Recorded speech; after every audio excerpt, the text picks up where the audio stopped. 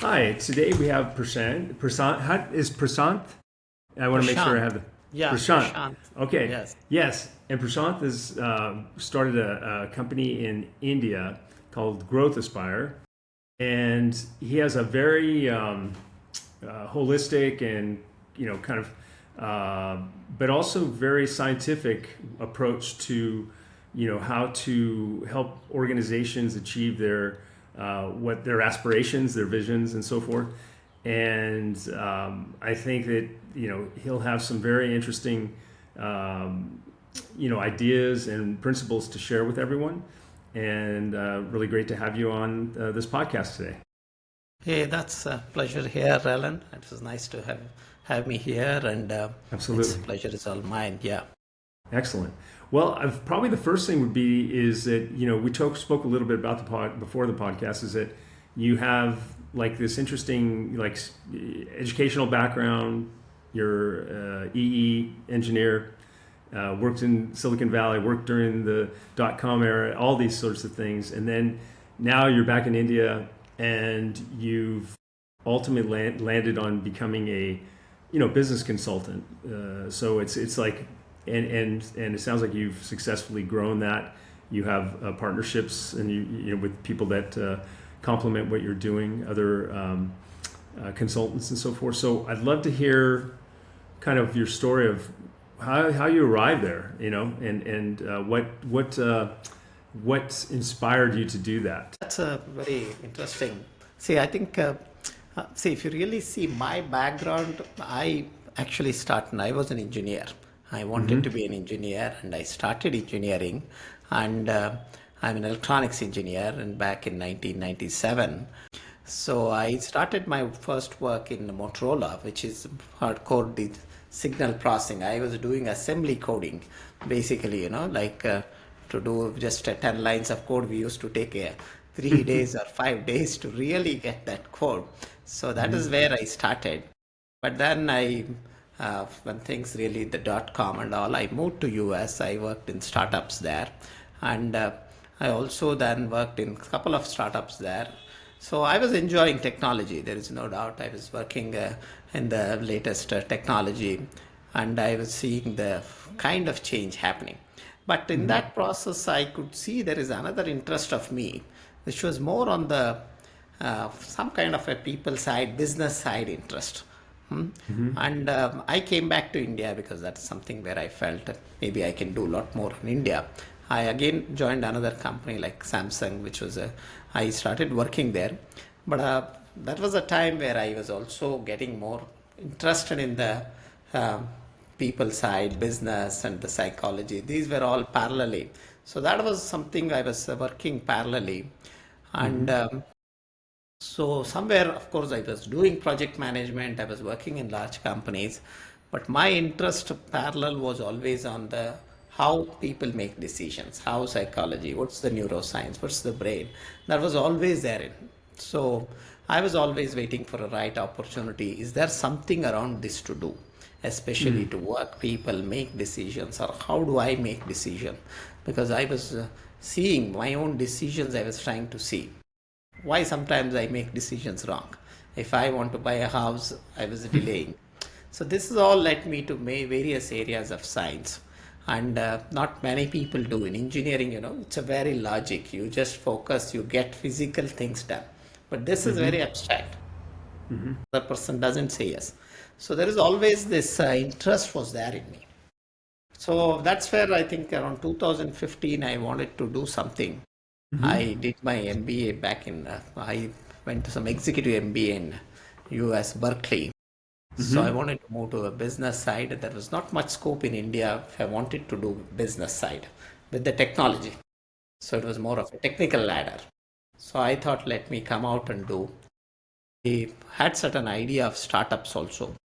So Okay. I did some startup on mobility, like those were the time this Uber was very so famous even in India. So I had some other idea. How do I do some say kind of a bidding kind of a where people can bid for the best Specific. vehicles, specific vehicle. Yeah. So that was something because again it was in I had the idea of like booking.com, various platforms I had seen, how they use the psychology, how they use persuasion. So those things I tried, which was good, interesting journey. For a few Yeah. years I did that. But as I kept doing, I felt my main interest is in this, helping people make decisions, working with people, working with businesses strategically. How do they? That's where we started our company, Growth Aspire, with my business Yeah. partner. He brings in a lot of experience in sales. He was already working in consulting. So that's from then onwards, from 2018, we have been doing. But as I said, I'm also work with the Dr. Robert Cialdini is one area where I was always inspired. 2000, I had read his book in 2005. So Was I that was reading influence? some of his influence. That's a book. Yes. Yeah. It's one of the number one best business book. Today also rated by top 100 CEOs. Every year there is some survey done in US. They Yeah. are asked top 100 CEOs, including Warren Buffett, Jeff Bezos, to rate what is the best business book. And like top last 3 years, though this book was written in 84 and a new edition came in 2015. But Okay. now also the last 3 years, his book, The Influence, has got the highest rating Wow. among Okay. 100 CEOs. So Interesting. you have had a chance to read or no? I'm aware of him, but I think that I'm going to purchase a book after we talk today, and I'm going to actually have the Audible, which helps, just to listen, when you're traveling or whatever. So So that's a must. That's a must, especially. Yeah, I've heard about it, and I've been, there is a lot of things where what Cialdini covers, the fundamentals of how we make decision. And there is another, Daniel Kahneman. Have you heard of him? The fast and slow thinking. So he's another Nobel laureate. So he wrote a book. Of course, he's a Nobel laureate. He's the guy who kind of. What's his last name? Daniel Kahneman. Kahneman. Kahneman. Okay. Yeah, I'm just curious because I love, reading these sorts of things. He's the main guy who also came out like we don't make decisions rationally. See, people think that we make decision rationally. That means we take all the data, we make sure that's not the way our human mind works. So he showed with that our mind makes decision using a lot of heuristics, shortcuts, because our mind is energy machine, we are always starved of energy. So when we want to make a decision, shortcuts. Sometimes if it's a faster decision, we would rather use the cues what we have and make a decision. We don't have to think everything, right? Let's say you want to hire a plumber. Do you want to hire the best plumber? Though it's the most rational. If you want to search, you try to find the best within 5 minutes, right? With research and yeah. So we use a lot of decisions which are safe and fast. So he coined, and what Cialdini, his research showed, what is that cues which guides us towards the safe and fast? A lot of cues exist, like somebody who is an expert. I would rather use his decision, what he says, than trying to find out. If 100 people are made a decision, I would just follow the crowd. And that's why people love to have testimonials, like or something, right? It's like if you find out about a product, and 100 people are saying, "Oh, I love it," on Amazon it's a or safe whatever. Decision, right? It's like, okay. Yeah, that's where the whole many times where to use this and where you use your agency, when you should not follow crowd, when you should follow crowd. So this is where also a dilemma comes, where what I found is when it is a very low risky decisions, you better don't use your brain, follow these cues. Oh, that's amazing. That's what I wanted to cover next, is kind of like, how do you take those principles and then bring it into a business or corporate environment and actually be able to implement this, not just to one person, but maybe to a group. And yes, so what we have is like we have programs like a workshop kind of thing. So we make sure we understand what is that problem, people. When we talk to companies, typically we hear a lot of challenges. One is um, our team is not able to maybe fully potential, or maybe we have our sales growth is not happening, or we are launching a new product where it is some of these challenge, or we are facing a lot of competition like pricing pressure, everything negotiations, so all this. So we know that there is a fundamental behavior, these persuasion principles, this decision making, it works. This is something they are missing. But we cannot tell directly that, because when we bring in, it doesn't. So we have a program structure where we understand what they are doing, and each area of that. Let's say when you are meeting somebody, one of the very straightforward principle people make decision is liking, right? If I like you, you are more likely to do business with me. But a lot of people do the opposite, thinking that how do I make other person like me? But it's the opposite. You like your customer. Yeah. If you like your customer will like you. So we have a Cialdini, we have a completely lots of case studies. Cialdini as a consulting, they have worked with hundreds of companies through last 40 years. We have got a lot of data-driven case studies, hundreds of case studies for each of situations. We show them exactly how by making a small one-word change, how by making a small sequence change, how to articulate. Suddenly you are creating that, triggering the other person decision making in favor of you.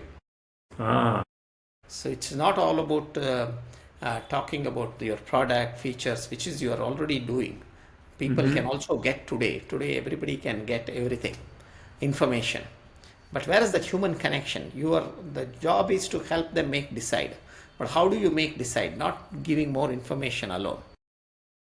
No. It is to use how they make decision, understand how they make decision, and align your presentation, align your communication, align your cues, align your words, everything.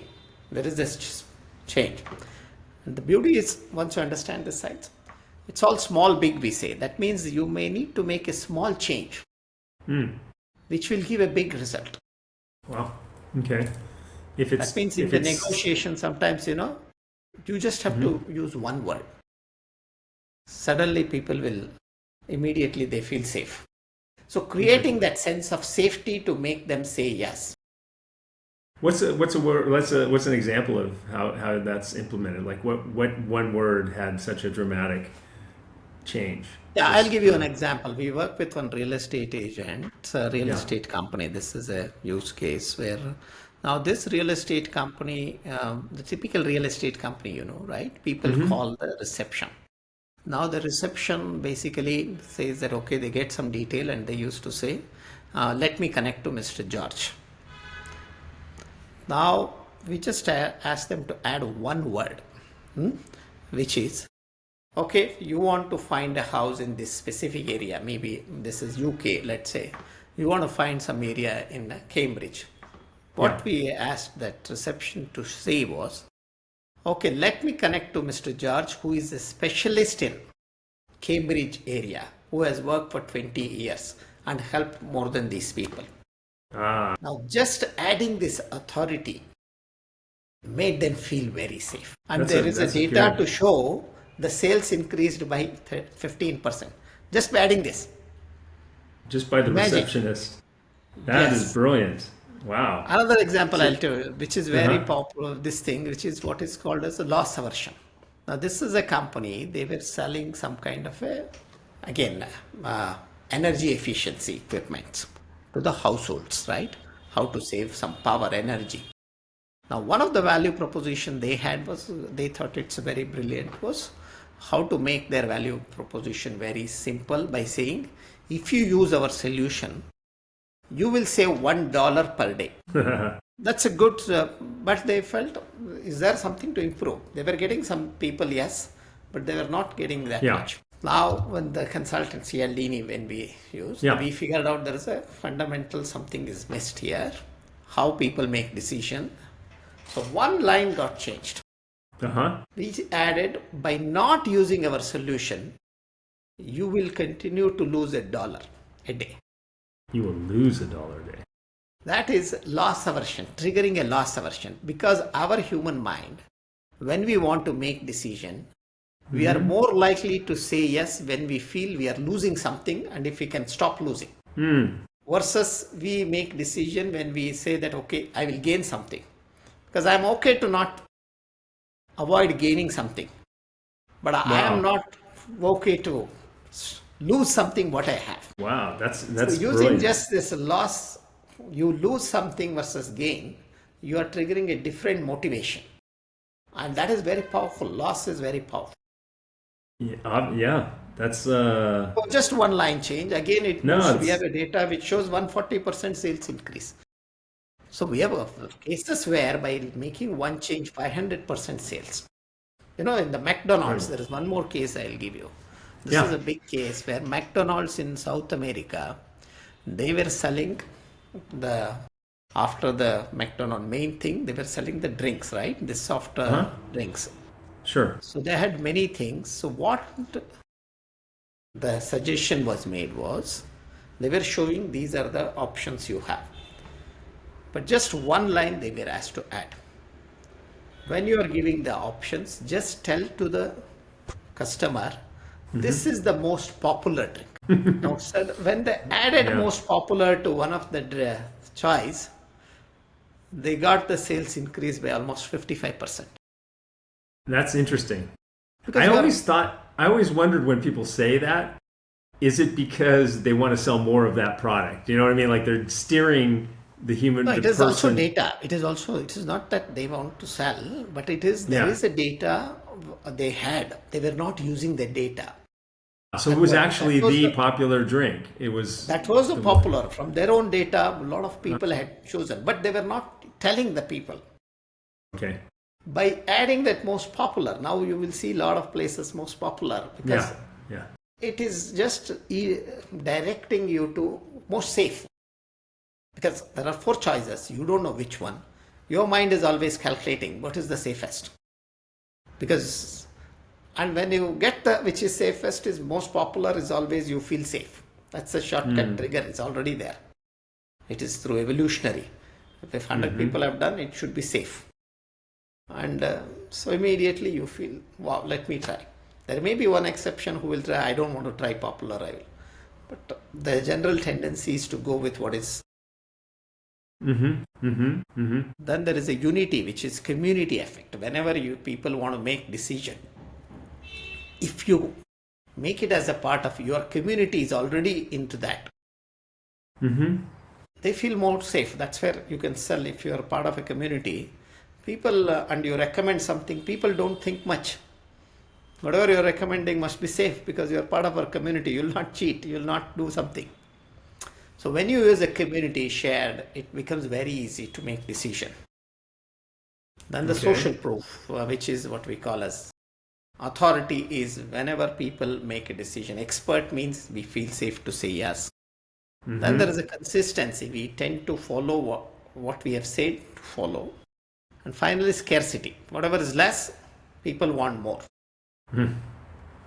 That's where the discount, that's where the last video, few days there. All these things are all borrowed through the Dr. Cialdini's principles. Interesting. And, so this is something we use ethically. One of the things we insist on Cialdini is all these can be used unethically. People can So cheat. I have reciprocity, unity effect, social proof, consistency, scarcity. Is there one Authority. more? Authority. Okay. That's Got it. Okay. That's what I missed. But this is fascinating. So this is like one aspect of the way you consult and coach your clients and so forth. But I think you have a whole, we were talking about pre-podcast is that, let's say with technology, everybody's trying to embrace AI, but they have no idea. You had that great analogy or the metaphor, with the, I'll let you share it if you like. Yeah. So if you could just talk about just how, even maybe prior to that, you spoke about, kind of with your decision based science that you use, that kind of helped sort of explore AI in a different way and probably deeper than most people understand, especially most of the clients that you work with. How do you get them up to speed and sort of like using it in a fashion that's beneficial for them? Yeah, I think that's very interesting because see, I recently published my book, Decoding Decision Sign.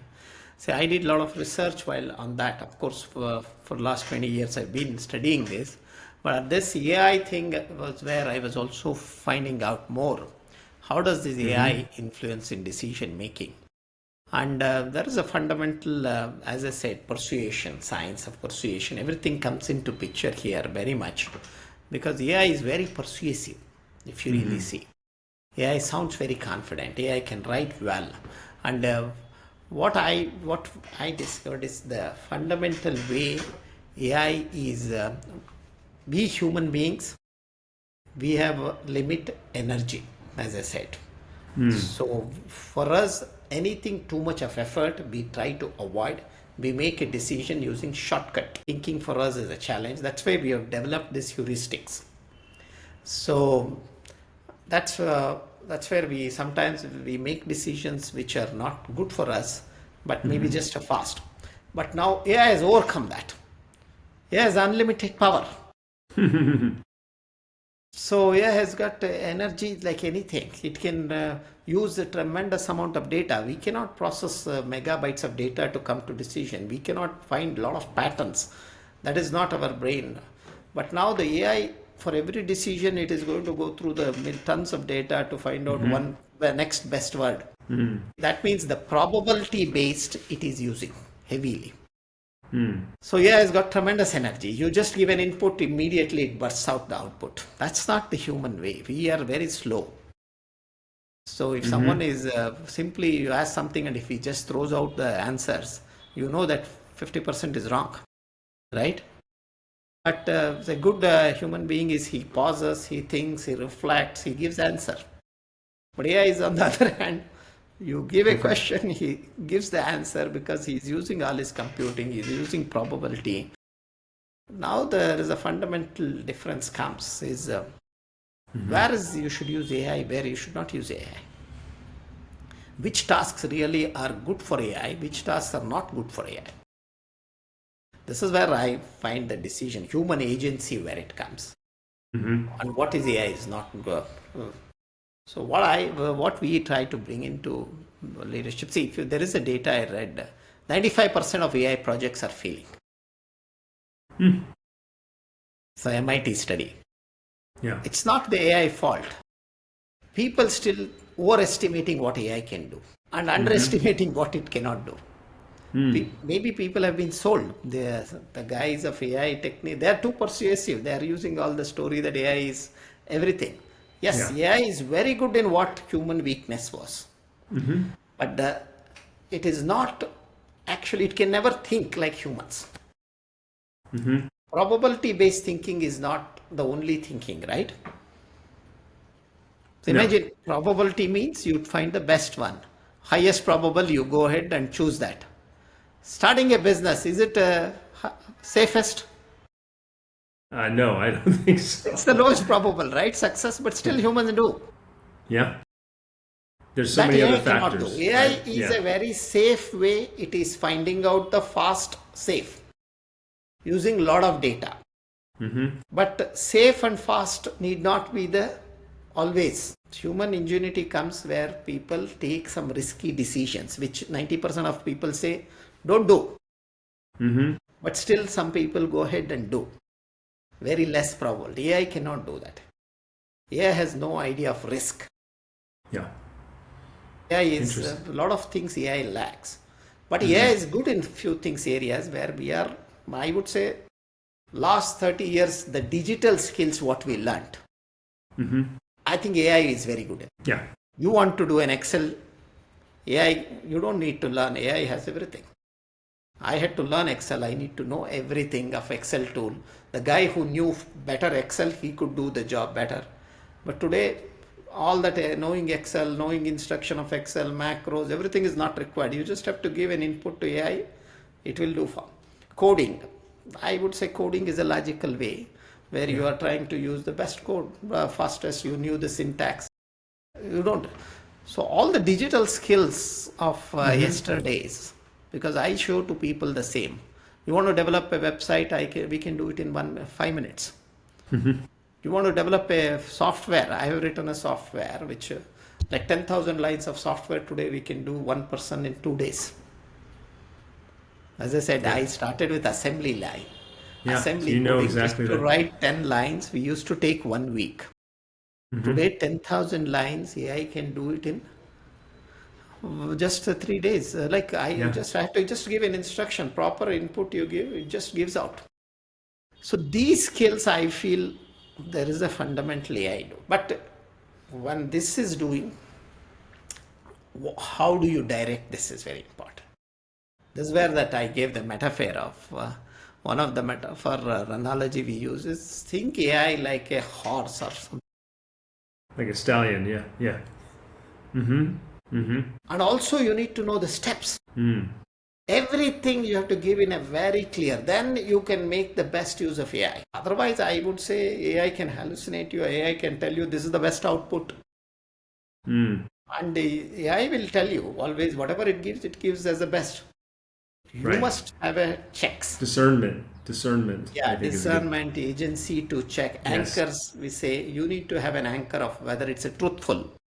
Whether can I take accountability of this? AI will not come to boardroom and say, you cannot say that AI did this. Who has to own that output? Right. Then AI, you have to have an account to this thing like purpose. AI, as I told you, it's a general purpose. What's your purpose? You have to know the purpose behind doing. And then authority. Again, AI, you got to own the authority. AI has nothing. So it just keeps giving stuff. So some of these anchors we have to, and judgment. There is a role difference. We try to give companies, okay, what is your role as a CEO? What's the new role? If you are doing still the old way, like you are doing drafting email or doing Excel or trying to, maybe you are not utilizing. AI is good in that. Because if competitor uses, he has more time. But whereas once you free up time, this is where you must focus. Can you hire the best person? Can you talk to? So a lot of things we say, and one of the fundamental thing is, imagine if a machine can replace you, what does that mean? Could mean a lot. I mean, if it's not just business-wise or work-wise, but it's your personal relationships, your family, your partner, I mean, it's replacing on physical, mental, spiritual level. I don't think it has that capability, so. No, what I feel is a lot of people are worried that machine can replace me. My job it can replace. I ask them, if machine can replace your job means, what does that clearly mean? Unless they were doing something very routine. You are actually doing a machine job. Yes. So if your job is very mechanical, very repetitive, it's a time to step back and say, machine is going to take it away. See, there are some concern, like some doctor's job machine is replacing. That means the doctor, what they were doing, if a patient comes, they ask him to take a test. And based on the test, they recommend some medicine. No interaction with patient, no human connection with patient, no trying to understand, asking questions, going deeper, trying to... These are some things which only human can do. But you are not doing that. You are just doing a role of machine. Machine will do. So a lot of people also, I feel, over the last 30 years, they are doing machine work. They have lost the human connection. Yeah.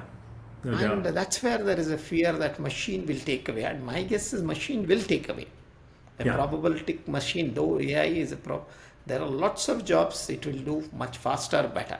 And that's people have to immediately realize how do I enhance my human work? This is where the persuasion, all these things of science becomes more important. Yeah. Because influencing is one of the core skill becomes like, how do I connect with people? Mm-hmm. So in the sales, if you see, we work with a lot of salespeople. Okay. The real salespeople they actually work with people. But a lot of other salespeople, if you see, they're more busy with sending reports, spending time on creating some kind of presentation, long presentation, which are all Proposals. mechanical work. But the real salespeople now, they don't worry because their strength comes from talking to people, making connections, working with them. So if you are not doing that, this is the time to do, because all this work anyway will not be there. Yeah. Well, Prashant, it's. I mean, you've covered a lot of ground here, and your career is interesting and your path. But I think you've chosen, like, I think with the way you built your experience, your interests, etc. It seems like this is a perfect fit for you, and it's inspiring the way you really understand, like you said, the human mind, how it works, the influencing portion of it, how it all can affect, individuals and companies and so forth. So it's been great to have you on this podcast. It went by like that, and Yes, so I hope again, we might be able to chat further. So otherwise, I wish you guys the very best success in 2026, and it's been enjoyable to meet you and have you on this podcast today. Okay, that's wonderful, Alan. It was very wonderful to talk to you and share what I think the way you asked certain questions was really, it made me also to reflect. And as you rightly said, yeah, I think choosing what you want to do is very important. And I feel some of the big things like influence and human mind, these are, there is never ending. I'm always curious. One of the principles is student always, keep learning. And these fields allow me to learn a lot. And there is always, and there is a time now, a lot of things are more important. People have to learn more about their own this thing, not how the machines and all, how their mind works. That is something which is, so that's a fascinating time. That's brilliant. Yeah. And like you said, it's never ending, knowledge and wisdom and nuances that get uncovered and so forth. So, yes, fantastic. I look forward to reading some of the books, and I'm going to try to get a copy of the book that you wrote. So, sure. I'll share great. you the details. Yes. Excellent. All right. Thank Well, great you. to have you on. I hope you have a great day. Thank you. Yeah. All right. Thank you.